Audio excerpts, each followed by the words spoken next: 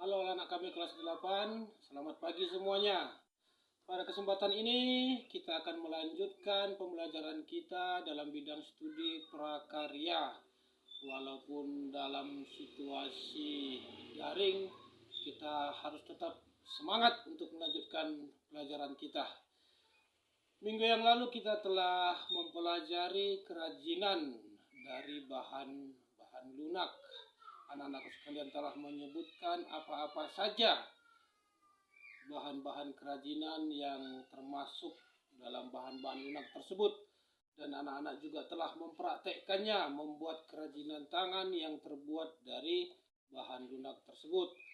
Maka kali ini kita akan melanjutkan pembelajaran kita dalam bidang studi prakarya ini untuk bab yang kedua, di mana pada bab kedua ini kita akan mempelajari tentang teknologi informasi dan komunikasi yang sering disingkat dengan TIK. Sebetulnya untuk pelajaran ini anak-anak telah mempelajarinya pada waktu kelas 7. Nah, pada kesempatan ini kita akan sedikit mengulang saja tentang TIK ini. Apa itu TIK dan apa-apa saja yang termasuk dalam TIK. Untuk lebih jelasnya, mari anak-anakku sekalian simaklah video pembelajaran yang Bapak sajikan ini.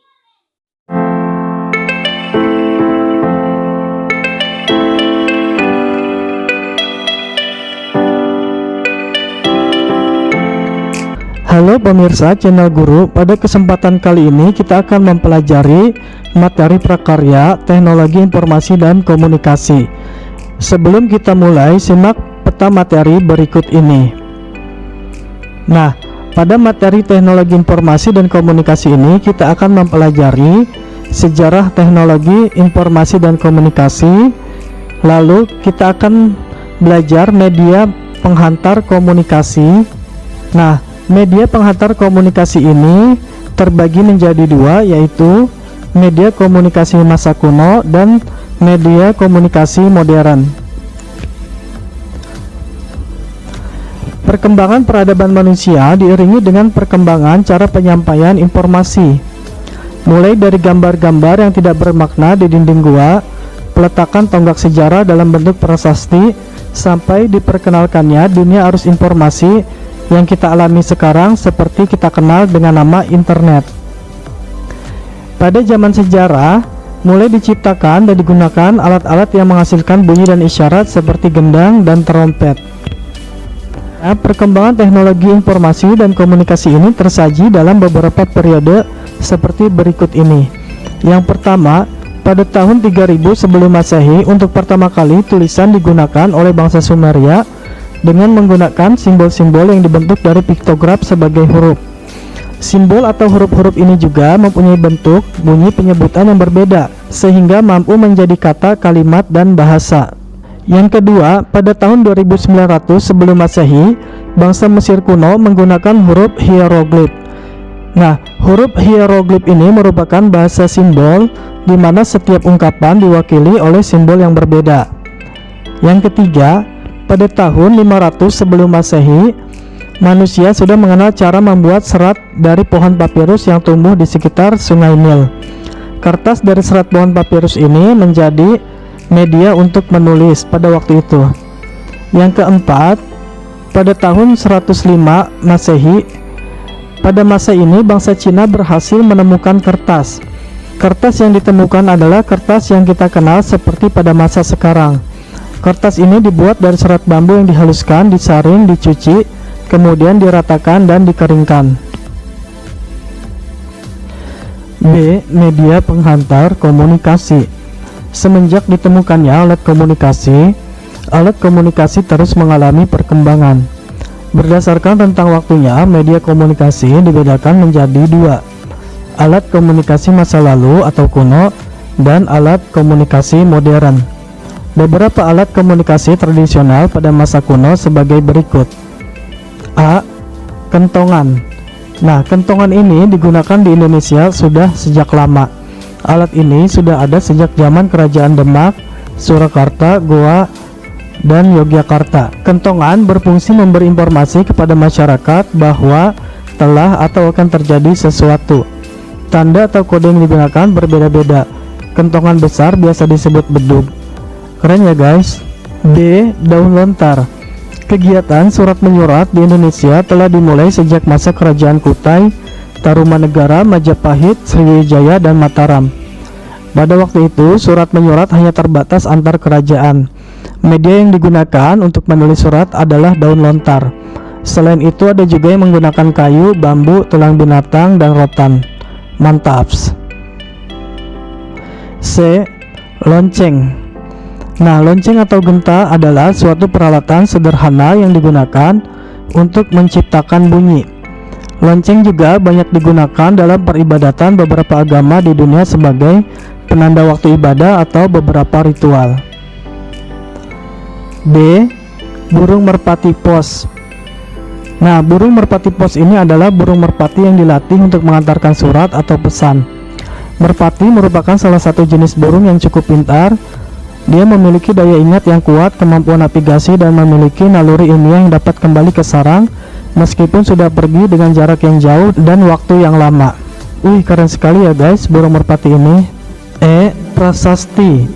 Prasasti adalah piagam atau dokumen yang ditulis pada bahan yang keras dan tahan lama. Dalam pengertian modern di Indonesia, prasasti sering dikaitkan dengan tulisan di batu nisan atau di gedung, terutama pada saat peletakan batu pertama atau peresmian suatu proyek pembangunan. F. Trompet dari tanduk hewan. Dahulu bunyi trompet digunakan sebagai alat komunikasi untuk menandai dimulai atau berakhirnya kegiatan-kegiatan tertentu. Trompet juga digunakan saat perang untuk menandai perintah dan pergerakan pasukan. Keren ya guys, kalau masih ada sekarang, trompet itu akan jadi barang antik tentunya. G. Terompet keong. Terompet keong sejak dahulu telah dijadikan sebagai penanda perkumpulan atau terjadinya suatu peristiwa agar dapat berkumpul. H. Asap. Secara umum, sinyal asap digunakan untuk mengirimkan berita, sinyal bahaya sebagai tanda darurat, atau mengumpulkan orang banyak ke suatu tempat.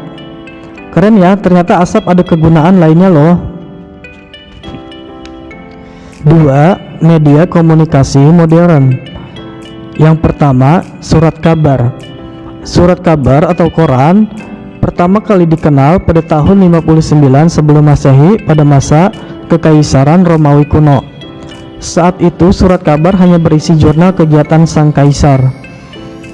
Nah, kemudian pada tahun 1605 surat kabar pertama kalinya terbit dalam bentuk cetakan oleh John Carolus bertajuk Relation.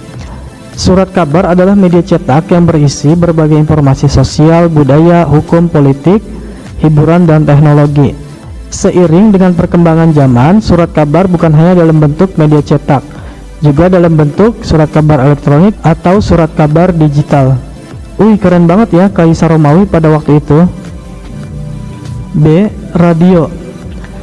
Penemuan radio diawali dengan ditemukannya gelombang radio oleh Heinrich Hess pada tahun 1887. Sekitar 10 tahun kemudian, Guglielmo Marconi membuat radio pertama, tepatnya tahun 1897. Radio berfungsi sebagai alat komunikasi yang hanya terdengar suara saja. Siaran radio menyajikan informasi berita, musik, dan diskusi yang hanya bisa didengar saja. C. Televisi. Televisi adalah sebuah alat penangkap siaran bersuara dan bergambar. Televisi berasal dari dua kata Latin yaitu tele yang artinya jauh dan vision yang berarti tampak. Jadi televisi berarti dapat melihat dari jarak jauh. Televisi ditemukan pertama kali oleh Paul Nipkow pada tahun 1883. Penemuan ini berawal dari ditemukannya cakra metal dalam berbentuk logam kecil yang berputar dan memiliki banyak lubang. E. Telepon. Telepon merupakan alat komunikasi yang dapat mengirim pembicaraan melalui listrik. Dengan telepon, manusia dapat berkomunikasi secara lisan dengan seseorang yang terbentang jarak sangat jauh. Telepon pertama kali ditemukan oleh Alexander Graham Bell pada tahun 1876. Handphone. Penemu telepon genggam yang pertama adalah Martin Cooper, seorang karyawan Motorola pada tahun 3 April 1973. Walaupun banyak disebut-sebut, penemu telepon genggam adalah sebuah tim dari salah satu divisi Motorola dengan model pertama adalah Dynatec. Ide yang dicetuskan oleh Cooper adalah sebuah alat komunikasi yang kecil dan mudah dibawa berpergian secara fleksibel. Cooper bersama timnya menghadapi tantangan bagaimana memasukkan semua material elektronik ke dalam alat yang berukuran kecil tersebut untuk pertama kalinya. Namun akhirnya sebuah telepon genggam pertama berhasil diselesaikan dengan total bobot seberat 2 kg. Wih, amazing guys. Handy talkie. Handy talkie ini adalah alat komunikasi yang menggunakan sinyal frekuensi tertentu sebagai pemancarnya untuk menghubungkan handy talkie yang satu dengan yang lain. Alat ini biasa digunakan oleh satuan kepolisian, tentara, dan juga pihak satuan pengamanan. Laptop atau komputer. Laptop atau komputer ini adalah seperangkat alat elektronik yang dipergunakan untuk mengolah data secara cepat dan tepat, sehingga menghasilkan informasi yang akurat. Komputer ditemukan oleh 3 orang penemu, yaitu Herman Hollerith, Howard Aiken, dan Charles Babbage. Kehadiran komputer di dunia saat ini memberikan perubahan yang sangat luar biasa. Nah, demikian penjelasan kami mengenai materi prakarya tentang teknologi informasi dan komunikasi. Terima kasih.